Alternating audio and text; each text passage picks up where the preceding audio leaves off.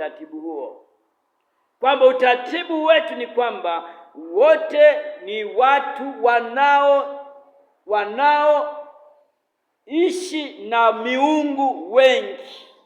Mungu anapokueleza usiwe na miungu mingine ila mimi, na mimi ninayekwambia ndiye mimi Mungu wenu niliyewatoa katika nchi ya utumwa.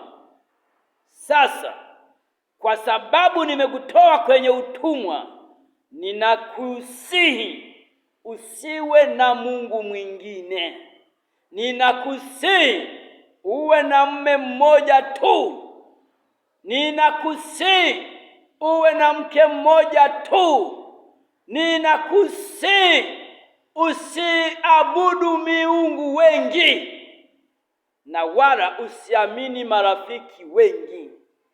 Kila rafiki na namna alivyo katika upokeaji wake. Yupo rafiki yako mwingine ukimpigia hesabu mpaka wa leo anao watoto 7 na wanaume wako 7 na wengine 7 hakuzaa nao.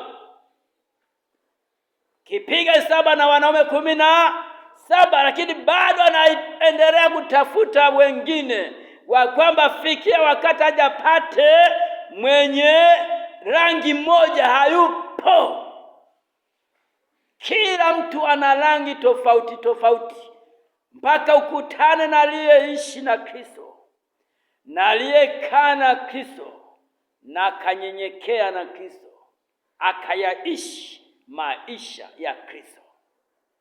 Hiyo ndiyo faraja yako na nguvu yako na uweza wako.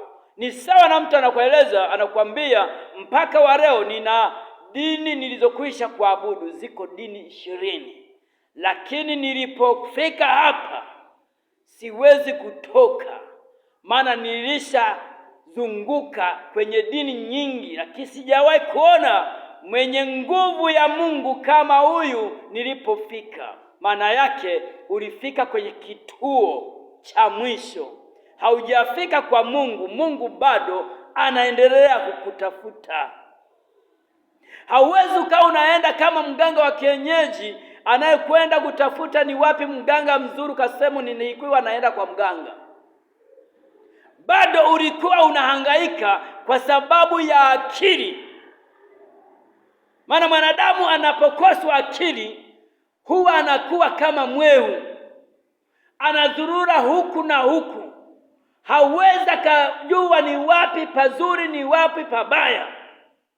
Ndivyo alivyo mwanadamu.